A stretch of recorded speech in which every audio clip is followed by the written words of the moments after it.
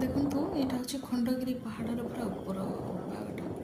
ପୁରା ଉପରେ ଛିଡ଼ା ହେଇକି ଚାରିଆଡ଼େ ନଜର କଲେ କେତେ ସୁନ୍ଦର ସବୁ। ସେପଟେ ମନ୍ଦିର ଦେଖନ୍ତୁ କେତେ ବଢ଼ିଆ।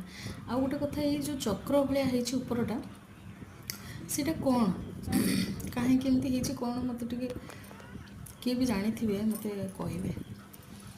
ତାପରେ ଆମେ ଓହ୍ଲେଇକି ଆସିଲୁ। ଚଢ଼ିବା ତ ବହୁତ କଷ୍ଟ ହେଇଥିଲା। ଓହ୍ଲେଇବାକୁ ତ ପଡ଼ିବ ବି।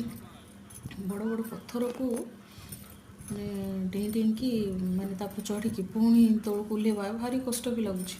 ଚଢ଼ିବା ବି ଯେତେ କଷ୍ଟ, ଓହ୍ଲେଇବା ବି ସେତିକି କଷ୍ଟ। ଆଉ କ'ଣ ଚଢ଼ି ହେବ?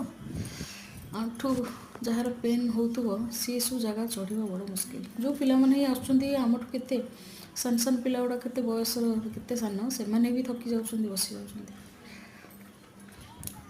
କିନ୍ତୁ ଦେଖିବା ଜିନିଷ କେବଳ ଉପରକୁ ଚାଲିଗଲେ ଦେଖିବ,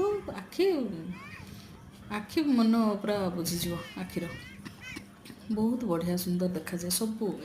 ପୁରା ଖଣ୍ଡଗିରି ଚାରିପଟ ସବୁଆଡ଼ିକି ନଜର କରିଦେବ, ଦେଖିବ ଆଖି ଆଉ କହିବ ମୁଁ ଏଠୁ ଯିବିନି।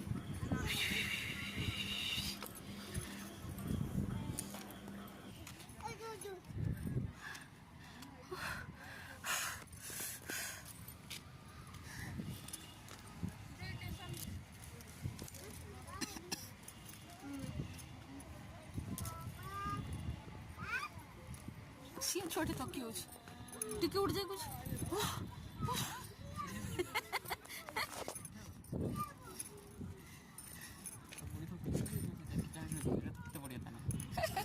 ଦେଖନ୍ତୁ ସେପଟ ମନ୍ଦିରଟା ବି କେତେ ସୁନ୍ଦର ଦେଖାଯାଉଛି। ଦେଖନ୍ତୁ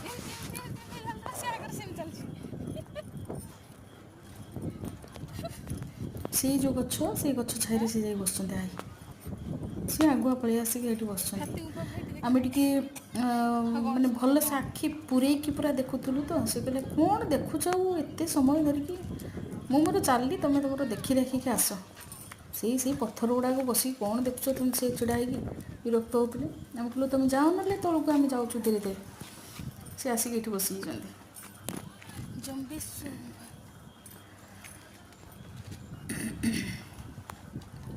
ଏଗୁଡ଼ାକ ଯେଉଁ ଗୁମ୍ଫା ଭଳିଆ ହେଇଛି, ଏଟା କ'ଣ ଛୋଟ ଛୋଟ କୋଠରୀ ଭଳିଆ ହେଇଛି। ଲେଖା ତ ହେଇଛି, ବହୁତ କଥା ଅଛି ଆ ଭିତରେ।